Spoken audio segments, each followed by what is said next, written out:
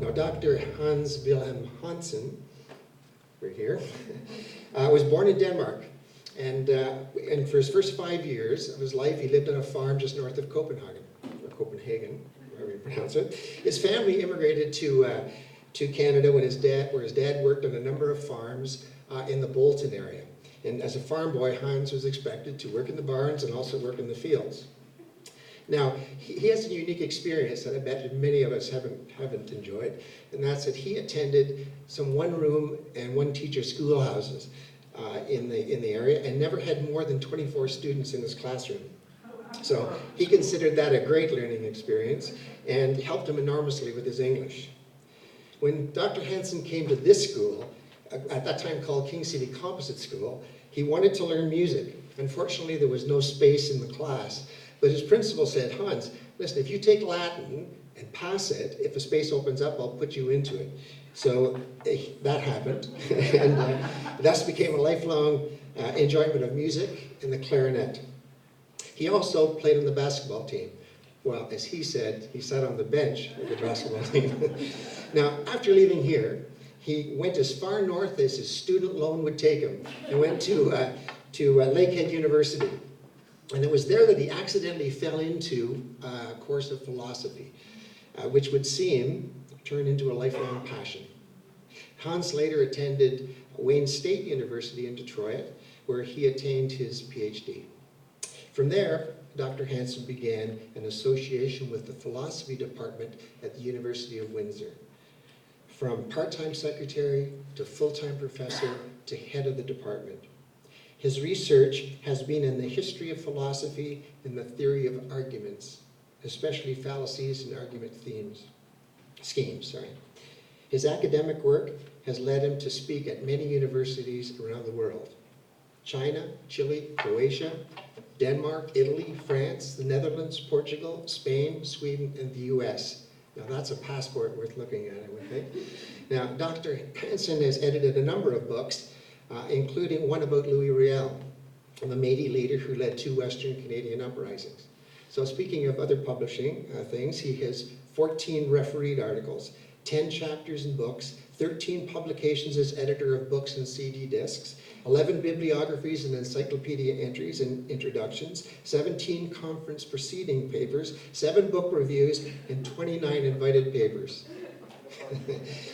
Now in 2017, Hans was presented in Switzerland with a Lifetime Achievement Award by the Informal Logic, Critical Thinking, and Argumentation Theory communities. Now Hans considers himself very fortunate. What offers all of these riches came from home. From what he considers humble beginnings, he will forever be grateful for his parents who encouraged him to develop his interests, and to his wife and 3 daughters who never wavered in their support. So welcome guests.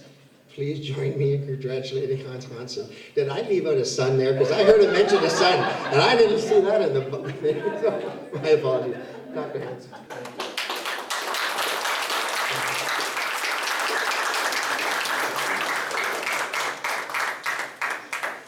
This has been unexpected. Well, I've known about it for 2 years, but when it was first announced 2 years ago, it was an unexpected honor, and it means a lot to me.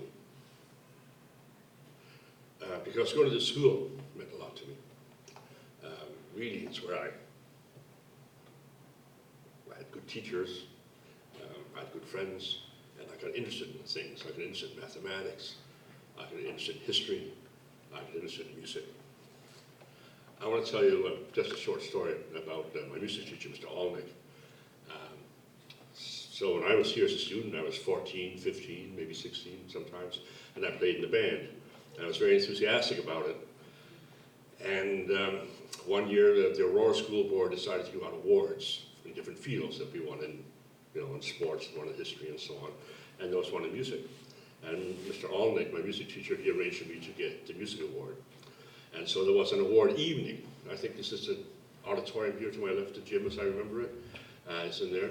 And, it was full when I was in the orchestra, and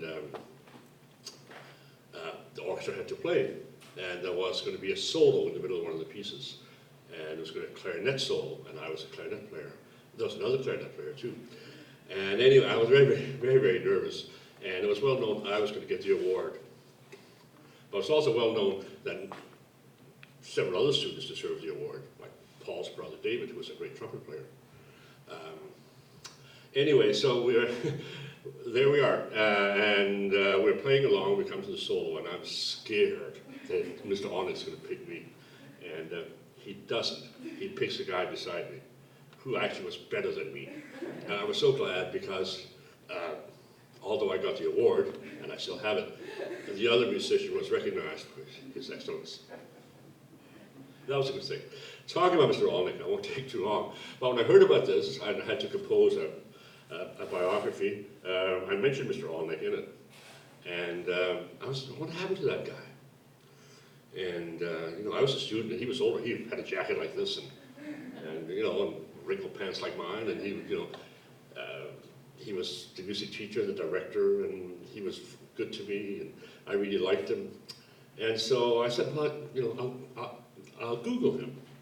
And eventually I found him. And some years ago, he had received the Shevchenko Award from the Ukrainian Society of Canada for his musical contributions. And so I thought, I wonder if he's still around. So I wrote to the church who had posted this announcement about Mr. Olnick, and they sent me back an email address. So back in May, I wrote to him and waited for an answer, and no answer came.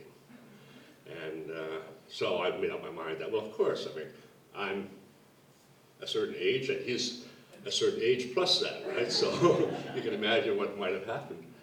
And then I think it was Wednesday or Thursday, I'm in my office at school, and the phone rings. It's Nestor Olnick. And he said, this is Hans Hansen? I said, yes. He said, how are you doing? And he's cogent and clear, a good memory. He remembered more names of people in the orchestra than I could remember, and it was just, it was real nice for me. So to make I told the organizers that they would need a hook to get me off the stage here, so I will make a quick exit, but I do want to say that my experience at school was a good one. It got me started, and I'm very happy to have this award. Thank you.